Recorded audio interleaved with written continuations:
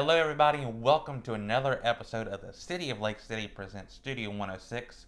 Joining me today is Mindy Taylor from Duke Energy. Welcome to the show. No, thank you for having me. So, for those who are at home, explain to them what you do at Duke Energy and your role and how you work with the communities. Okay.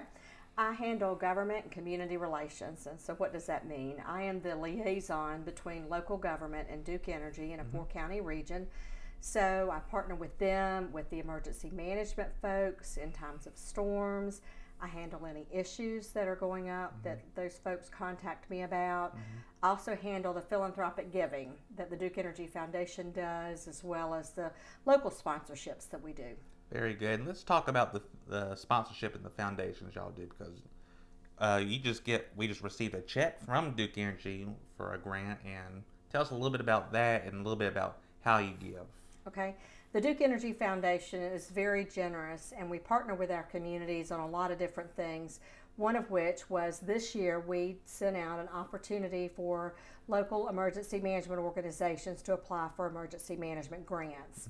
And we had a number of applications. We had about $500,000 in grants that the Duke Energy Foundation granted throughout our service territory, as well as other areas across the state of South Carolina.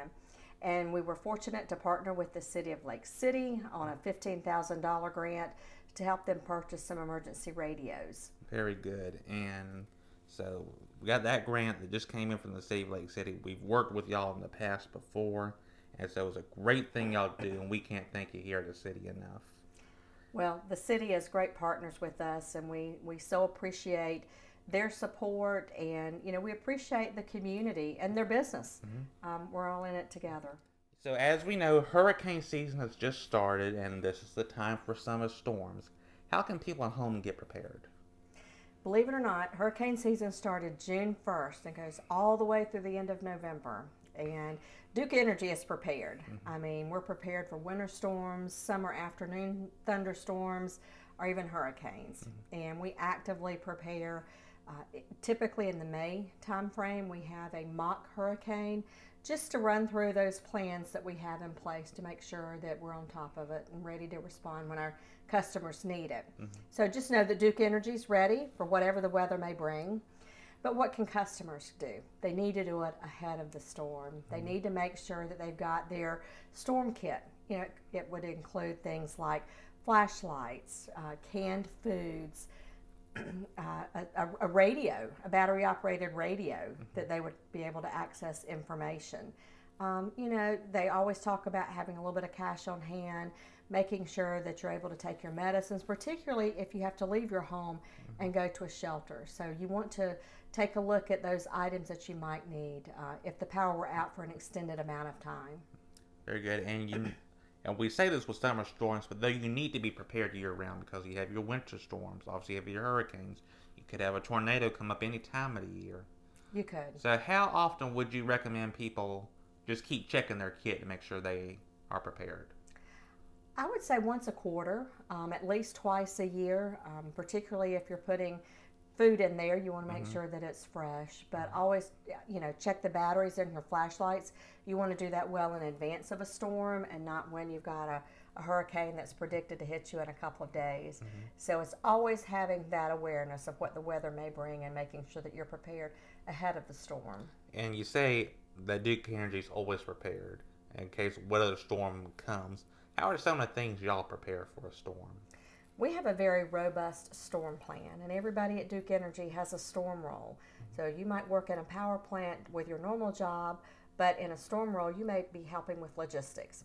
Because if we get into a major storm, for example, in hurricane season, and we've got a major hurricane that's projected to hit our service territory, we bring in crews from our other regulated states that we serve.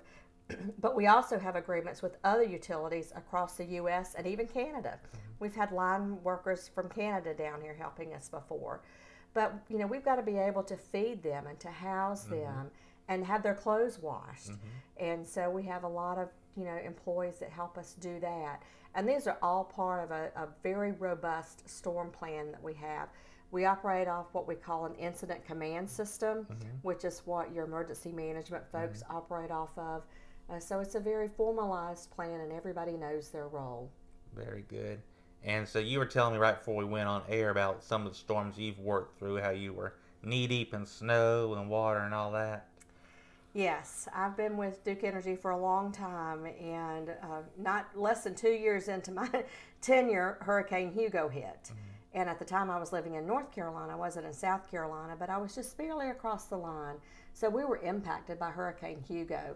And I can remember way back then, we were writing outages information down on notepads. We've got a much more automated system to track that information now.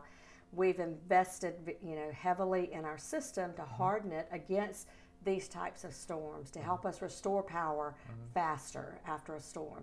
And believe it or not, there is a very methodical way to go about restoring power, because once a major storm hits, the first thing we need to do is assess the damage so we can determine where we need to send those resources. And so folks may see a Duke Energy truck riding through their neighborhood and leave and not doing anything. And more than likely, it's damage assessors that are doing that. But even as we're assessing the damage, we're also restoring power. We work from the substation out. So first of all, our generating plants have to be up and operating.